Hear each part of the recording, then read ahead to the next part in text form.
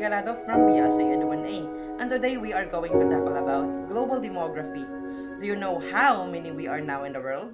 Do you know the current population of the Philippines? No, do you know what are the top 3 biggest countries when it comes to population? And most importantly, what are the implications of overpopulation? According to Peterson Institute for International Economics, globalization is defined as the world used to describe the growing interdependence of the world economics, cultures, and population, brought about by the cross-border trades in goods and services, technologies, and flows of investments of people and information. So demography is a science of population and defined as a study of statistics, such as birth, death, income, or the incidence of disease, which illustrates the changing structures of human population.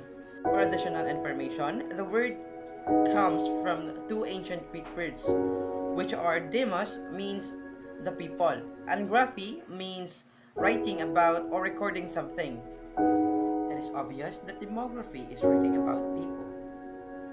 And now we will be also learning some key terms that is associated with the study of demography, and this includes birth rate, life expectancy at birth, fertility rate, mortality rate, and age dependency ratio, and so on. Birth rate. One way that a particular individual will be added to its population is through a birth of new individual. On the flip side, mortality rate. One way that individuals leave a population and reduce its size is through the death of individual. Migration. So migration also affects population patterns.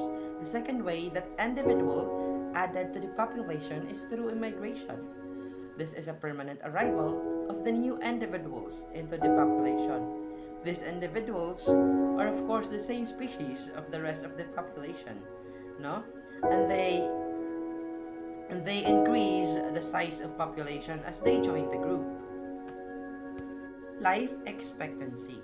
Expectation of life at a given age is the average of years which a person of that age may expect to live based on the mortality pattern prevalent in that country. As a result, global decline and fertility, and it's because of living longer. And now let us try to answer our last questions. So, what are the implications of overpopulation? Well, there is a good side and also there's a bad side. No? Well, the good news is there is a better economy. So that is why people in rural areas hope to have more children. Kana haron makahelp sa ilaha, no? Haron makatabang sa ilang farm, 'di ba? So, that is the common practices gani no sa una. So, number 2, we have efficient utilization, no? Efficient utilization of resources, especially in urban areas, no? The dense of the population, the more concentrated is one particular area and the lesser carbon footprint.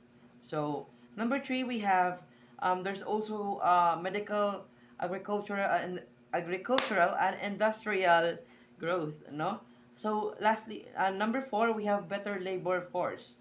And lastly, we have number 5, greater investment of capital and formation. On the bad side, the perils of overpopulation include shortage of food and land. Many scientists believe that we have already exceed the maximum carrying capacity of the earth, no?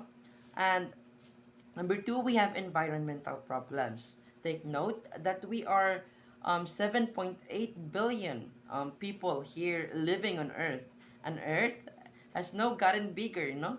And number 3, we have a problem of unemployment, no? So number 4, we have poverty and low standard of living.